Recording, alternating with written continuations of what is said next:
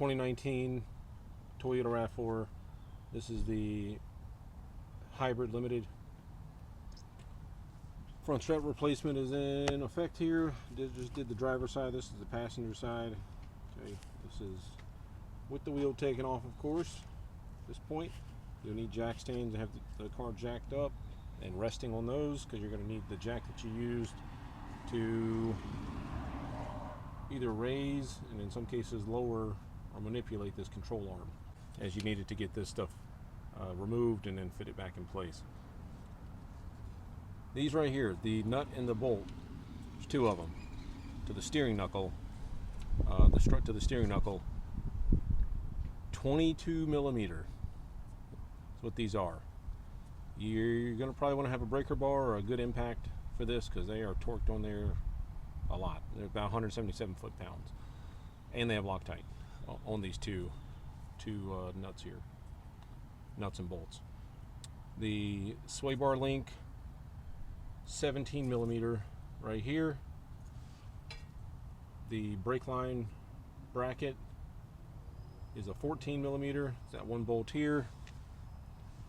And then you have this ABS sensor that clips into the strut body right here. So you'll want to have like a trim removal tool to help prevent from breaking that. I've already removed it, but I mean, it's literally, you just come from this angle and then pry out, and it pushes right out of there. So we're gonna get started. The part number for these struts, it's gonna be 335-0045, and then it's gonna be 335-0044. I'm gonna link these below in the description. All right, so I'm gonna remove this brake line retaining bracket out the way. I meant to change my battery before I started this. It's all right though, get it. And then this just lifts out of there. Not as hard as I'm making it look, promise. I got that bolt in my hand though. I'll put that back in place for the moment, because this is going to get transferred to the new strut. Can you grab those vice grips? This stud on this sway bar link will likely spin once you start trying to break this loose. So you'll take vice grips, grab the shoulder of the stud. There's a raised portion of it you can see once it comes loose. And like I say, you'll grab that with the vice grips and it'll hold it in place as you do this. I'm going to try first off without it, but we'll see. I can feel it spinning.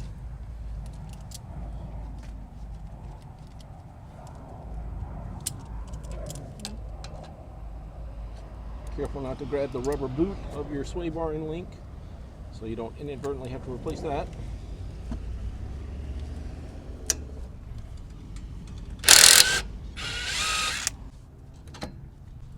All right, so now, and I'll put this back on. Go ahead and throw my little anti-seize on there. I know for a fact this will loosen eventually.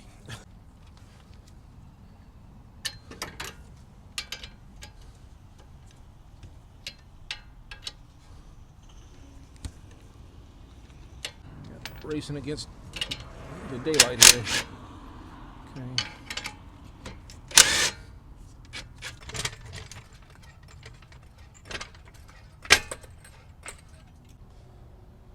Three 14 millimeter bolts. Don't touch this center one yet.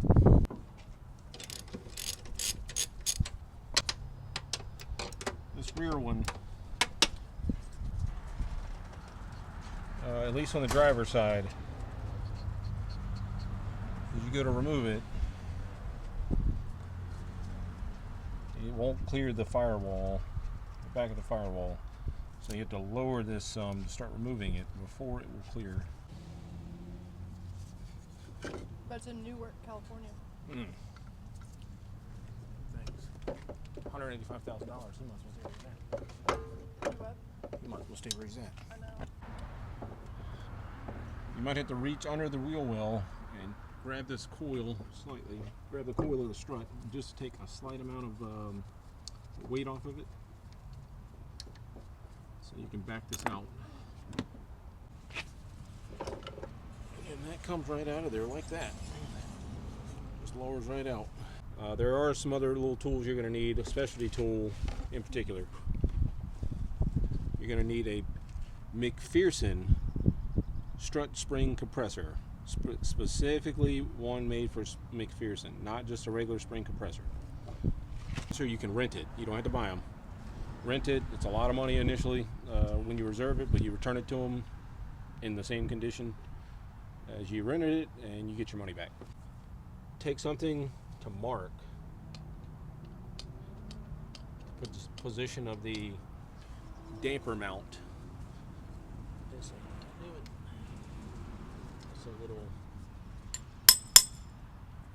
It's a little dimple or something. Permanent marker works. Also, because this does matter on how it is positioned for the strut. And when you're replacing your struts, they do matter on which side that they're being installed on. We'll take that off for a second, because that sway bar bracket or in-link bracket has to be on the same side. On the driver's side, it's on this side of it. On the passenger side, which is what this is, it's on this side, or the left, facing this way. And then in orientation to the steering knuckle. Okay. And also to the brake bracket is flipped on the other one. Once you remove this coil from the strut, you're likely going to have to gently or methodically loosen this back up, retension it to install this properly on here, because it doesn't generally compress it enough to install it on the new strut. This is the worst part of this replacement procedure, hands down. Then another note is there's I don't know if you can see it really here, but there's a flat section of the strut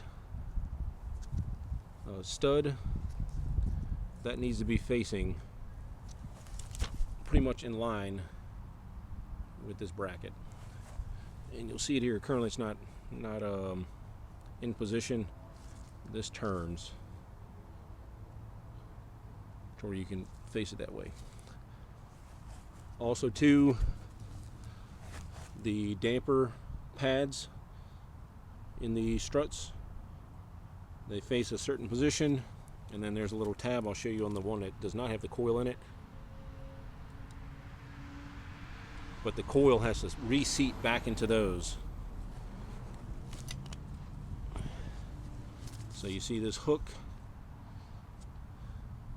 that hook right there, that pad hooks onto this, and then that coil has to be rotated to where it seats into this.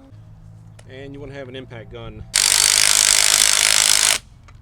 You need to do these gradually and evenly. Keep these pointed in a safe direction, because if this busts loose, definitely keep your face out of the way, because if it's compressed a lot and it hits you, it'd probably kill you. This is where you're going to get to this top nut. 19 millimeter. Okay, this thing is half of there. Okay. So now you want to take your boot off. Take this piece off. This piece off. Put it on the new one. You can put this over the new one. Here's the lower damper pad. There's that little hole that this lines into. So it locks in place.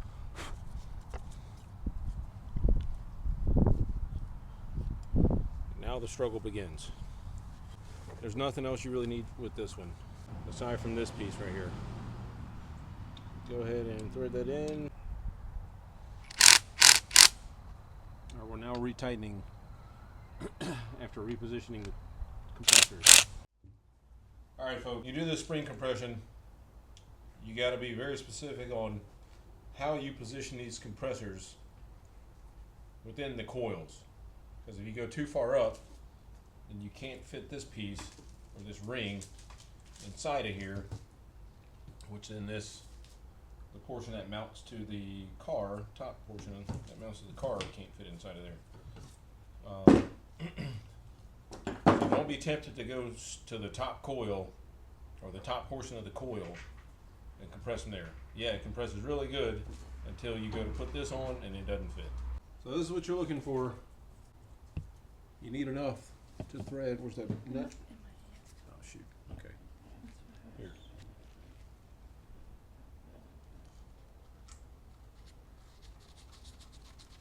You want to ideally get every single thread down onto there. We got a little bit of ways to go, but at this point, what you want to do is start compressing it with this.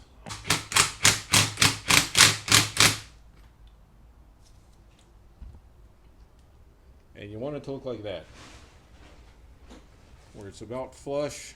We could maybe go down a little turn more, because then you're going to have to rotate this spring to get it seated.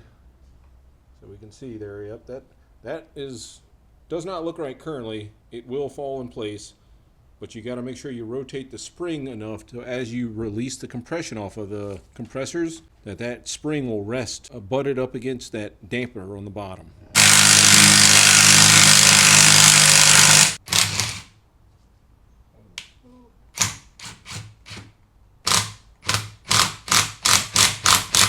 So when you go to reinstall this is 35 foot-pounds, the center nut here. It's going to show a few threads, at least 3 threads past the end of the nut. It's a nylock nut. This dust boot, you'll have to wait until you get it in the vehicle before you really even try to fool with this thing and get it fitted up right, because it's just going to keep pulling one side. Whether you get this in place, then this is going to pop up, or you get this down, and then this is going to, this side especially does not hold in place very good. This is the end result though, or end product. And then this is where that dimple that I made while it was still daylight comes into play. So that dimple's right here, and it lines up with the bottom. It's going to line up here. This is also important for lining it back up into the vehicle, because this is angled in a certain way where it lines up inside of the wheel well.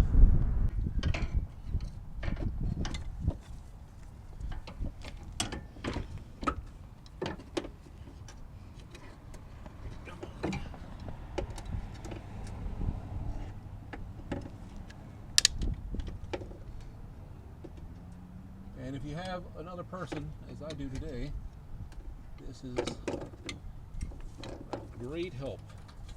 If you don't have somebody, you can expect this to take longer than easily take probably 3 or 4 hours. Okay. I use my knee to help push the disc, which is the hubs behind it, in to help line up the bolt hole.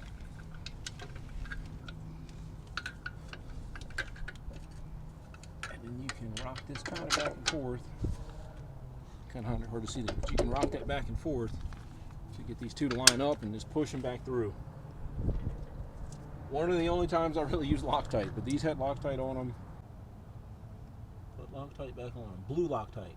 If you have orange, that works too. Don't put red.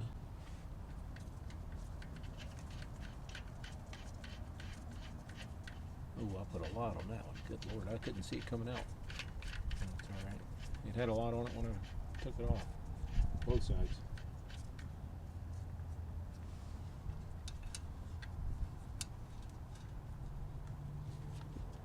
That's all right. We can put that in place. For the sake of you tightening this up, leave this loose right now. The brake line and that ABS bracket. Leave those loose for the moment. Do go ahead and put your sway bar end link back on. So we put this back in place. You do need the jack because at a certain level is where this stud is going to line up. So 17 millimeter. Here we got the vice grip. Apologize for clearing my throat a bunch, but I'm getting over a cold from a while ago. These are going to get torqued to 170 foot-pounds. Unless you have a beast of a impact, don't worry about running full throttle on those. That firewall interference on that back one, that's okay though. Alright folks, so I had to take that nut off to get this to lower enough to get that one back in, this back one back in place. Left this one in place. Oh, left this one in place. So I've got to start it though. There we go. Alright, can you lower that, or raise that back up, sorry. Now 20.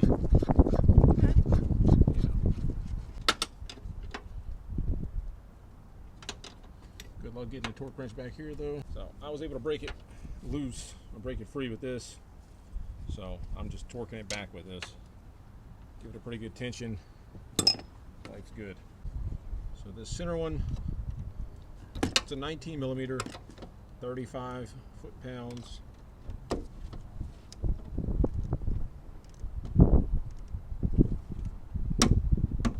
So if you notice, I still got this loose. That's because I need to torque these. 177 foot-pounds.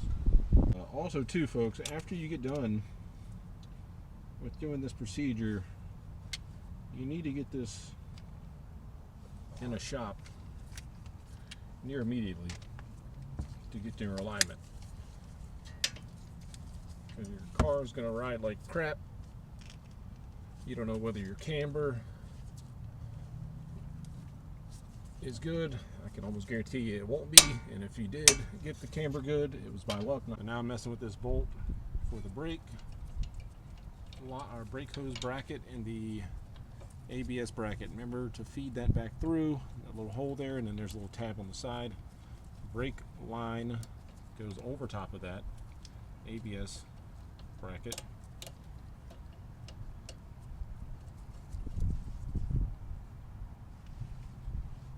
It's a 14 millimeter. I don't know what the torque spec is for that. Just make sure it's tight. The sway bar end link, by the way, this nut up here is 54 foot-pounds. And I'm cleaning the brake disc because oily hands, oily pants, you don't want to introduce that into your brake pads. And now we just got we got to remove this jack from here, jack up the middle of the vehicle, jack stands, and well, we got to put the tire back on before we take the jack stands out. But put the tire back on. That's 76 foot-pounds for 2019. And that's it, folks. Thanks as always. Please consider like, sharing, and subscribing.